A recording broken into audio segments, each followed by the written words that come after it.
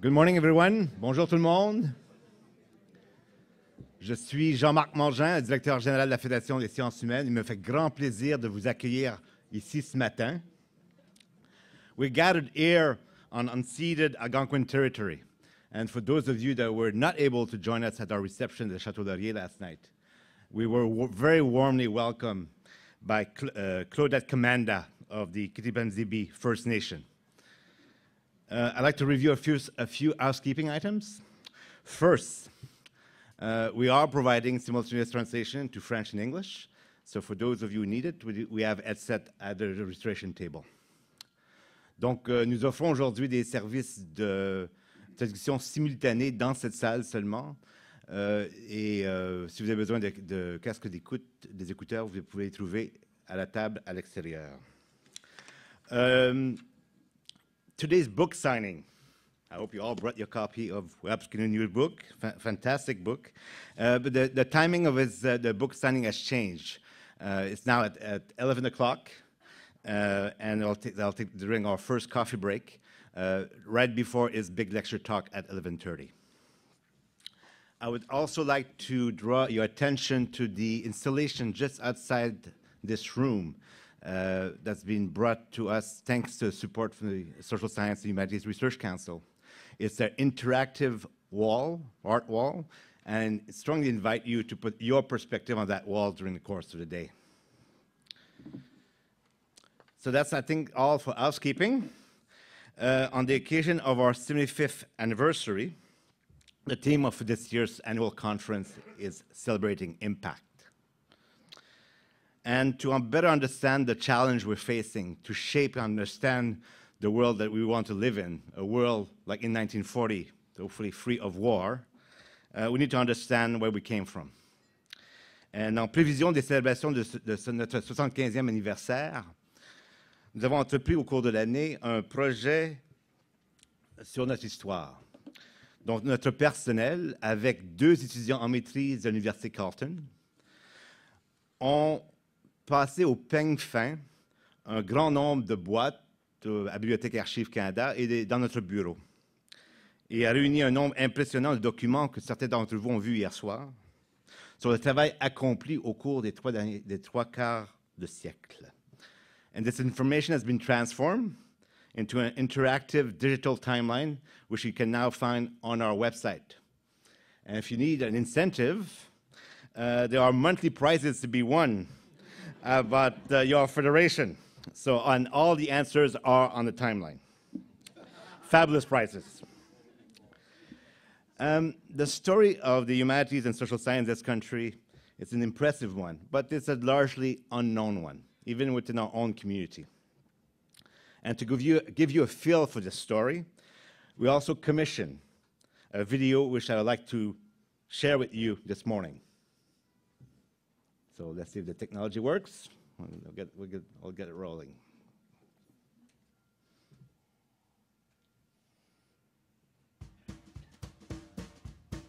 Last year's Congress here in Ottawa at the University of Ottawa was a huge success. So many people from across the country and across disciplines converged here that it was like a fountain of ideas bursting inside that beautiful glass kaleidoscope above me. Et cette année promet d'être encore plus inspirante avec la célébration de cette étape historique qu'est le 75e anniversaire de la Fédération. In a young nation, before the outbreak of the Second World War, Canadian academia was beginning to discover its voice. Early council pioneers like Harold Innis, John Robbins, R.G. Trotter, and R.H. Coates explored the idea of creating a body to support social science research, which was at that time unfunded by the federal government. They found early support from places like the American Rockefeller Foundation. This allowed research grants, along with support to journals and scholarly books, to grow, notably through the commencement of aid to scholarly publications grants. Alors, au moment même où l'Allemagne et le Japon faisaient la guerre, le Premier ministre Mackenzie King déclarait que pour toute la durée du conflit, l'éducation devait se limiter pour l'essentiel à ceux qui réclamaient l'effort de guerre. Cette décision a contribué à la création du Conseil canadien de recherche en sciences sociales, fondé pour défendre officiellement l'éducation dans les arts libéraux. Son premier président fut R.G. Trotter. Soon, members of the humanities felt they too needed a permanent body to speak for them, and so founded the Humanities Research Council of Canada. They ensured research and discussion of important emerging ideas at the time, such as the social credit movement, Aboriginal issues, or the role of the resources and geography of Canada's north. As the post-war 1950s dawned, hard work started to pay off, and Canadian greats started to shine. Preeminent philosopher George Grant joined the council. Literary lion Northrop Frye joined the HRCC's Aid to Publications Committee shortly after publishing his first major book. And media theorist Marshall McLuhan, who worked in this little building at the University of Toronto from 1967 to 1980, received his first council research grant. So the councils were instrumental in amplifying the voices of Canada's intellectual giants. Les deux conseils étaient au bord de la ruine financière. Cet état précaire s'est poursuivi jusqu'à ce que la fondation américaine Rockefeller vienne encore une fois à notre rescousse en nous accordant une subvention de la 11e heure qui a maintenu à flot les deux organismes au moment où cessaient les autres aides. With Canadian humanities research in jeopardy, the federal government eventually kicked into gear, founding the Canada Council in 1957, just as the American Foundation grants permanently dried up. The 60s were a decade of change and growth. Bernard Ostry was a kind of traveling salesman, visiting academics across the country to gauge their work and their confidence. He concluded that more research funding was required to keep up with American and British scholars. His eloquent cry was heard by Prime Minister Lester Pearson, who said for the 20th anniversary of the Humanities Research Council, "We need the humanities more than ever, so that the culture of science will be counseled by the culture of the humanities, for the peaceful benefit and betterment of mankind."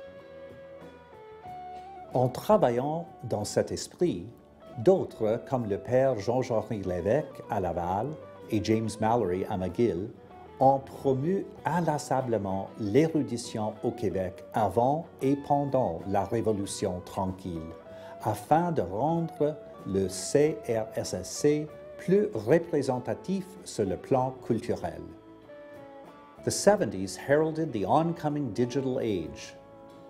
The SSRC established the Data Clearinghouse, which used computers to handle large amounts of data, while SOCSCAN was set up as a database of who was researching what. Meanwhile, the SSRC cooperated closely with the newly formed Statistics Canada and advocated to ensure census data was available to the public and to researchers. While the councils were busy expanding scholarly publishing programs, they still struggled for survival and lobbied hard for the creation of a council dedicated to the humanities and social sciences. The government finally created the Social Science and Humanities Research Council of Canada in 1976. Human rights moved to the fore in the 1980s. The Social Science Federation of Canada established a task force to study sex bias in research, a project whose time had long since come. Mais à l'heure où la Fédération des sciences sociales du Canada s'apprêtait à célébrer son 50e anniversaire, ce fut l'horreur. Le 6 décembre 1989, 14 jeunes femmes étaient assassinées par un déséquilibré misogyne à l'École polytechnique de Montréal, en changeant une fois pour toutes la culture universitaire au Canada. Déterminées à garantir l'égalité et la sécurité dans l'enseignement supérieur, les deux fédérations ont adopté rapidement des motions concernant les femmes dans les universités. Then, the following summer, current events kept both the social sciences and the humanities federations active in the political realm. After the 1990 Oka crisis, a land dispute between Mohawk people and the town of Oka, Quebec, the Social Science Federation of Canada closely monitored the unfolding situation, including government actions and implementation of their commitments. To increase public and politicians' awareness of the importance of research, both federations began a series called Breakfasts on the Hill, the precursor to today's Big Thinking lectures, which have now expanded well beyond the Hill. I remember the kids had little autograph books. Singing and even dancing just to gather their strength. Over the following 2 decades, many great Canadian minds would share their work with the Canadian public. In 1996, successful talks between the two federations resulted in their merger, forming a single federation, the Canadian Federation for the Humanities and Social Sciences. Our single federation continues to champion the voice of all the humanities and social sciences and to promote advancements toward an inclusive, democratic, and prosperous society, both within and beyond our borders. Heading into our 2016 to 2020 strategic plan, the Federation will actively build and nurture relationships with our membership, working with and through them and other like-minded partners, advancing common goals of building an inclusive, democratic, and prosperous society. Our Awards to Scholarly Publications program remains and will continue as one of the cornerstones of the Federation's activities.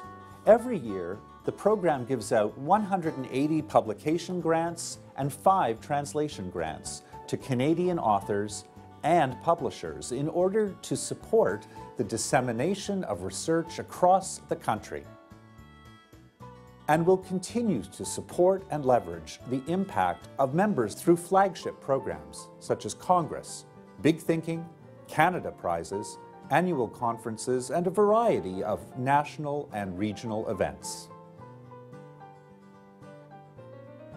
Au cours des 75 dernières années, la Fédération a joué un rôle crucial pour le soutien et l'épanouissement de la vie intellectuelle du Canada. In the next 75 years, we will continue our contributions in building an inclusive and dynamic knowledge society to help shape a brighter future for Canada and the world. Joignez-vous à nous!